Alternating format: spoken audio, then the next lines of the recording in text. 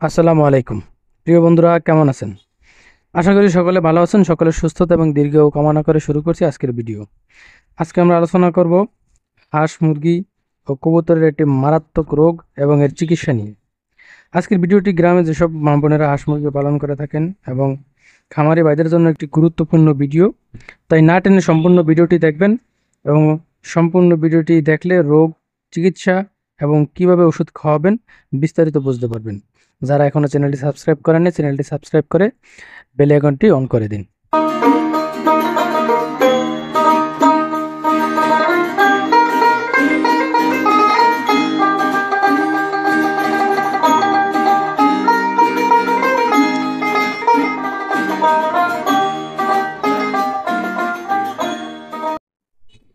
বিশেষ করে শীতের মৌসুমে হাঁস, মুরগি ও কবুতরের আবহাওয়ার কারণে ঠান্ডা লাগে এবং বর্ষার মৌসুমে হাঁস, মুরগি ও কবুতর বৃষ্টিতে ভিজে, যার ফলে ঠান্ডা লেগে যায়। প্রথমে কোনো লক্ষণ বোঝা না গেলেও আস্তে আস্তে লক্ষণ প্রকাশ পায়, যেমন নাক দিয়ে পানি পড়ে, গায়ে জ্বর আসে, জিম ধরে বসে থাকে, ডানা ছেড়ে দিয়ে ঘরের এক কোণে বসে জিমতে থাকে এবং কাশিও দেখা যায়। বেশি দিন পর্যন্ত ঠান্ডা লাগলে নিউমোনিয়া হয়ে যায় এবং গলার মধ্য থেকে গুদগুদ শব্দ আসে।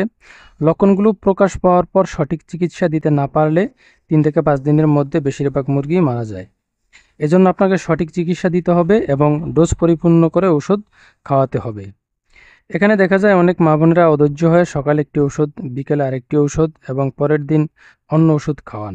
এতে হাঁস মুরগির উপকারের পরিবর্তে ক্ষতি হয়ে থাকে এবং দ্রুত মারা যায়। আশা করি পরবর্তীতে এই ধরনের ভুলগুলো করবেন না। চিকিৎসা।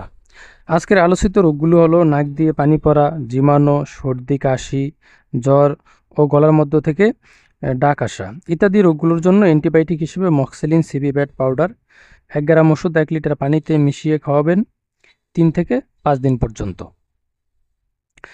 যদি সাথে গায়ে জ্বর থাকে তাহলে ফার্স্ট ব্যাট পাউডার 1 গ্রাম ওষুধ 1 লিটার পানিতে মিশিয়ে 3 থেকে 5 দিন পর্যন্ত খাওয়াবেন।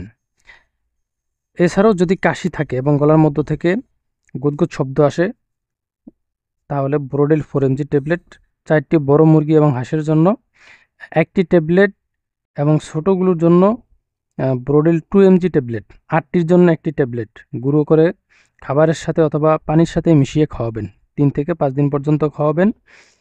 কবুতরের জন্য একই নিয়মে ওষুধগুলো খাওয়াবেন। মনে রাখবেন, হাঁস মুরগির যে কোনো রোগ হলে রোগ নির্ণয় করে সঠিক ওষুধগুলো খাওয়াবেন এবং ডোজ পরিপূর্ণ করে ওষুধ খাওয়াবেন এবং সুস্থ হাঁস মুরগিগুলোকে ভ্যাকসিনের আওতায় নিয়ে আসবেন।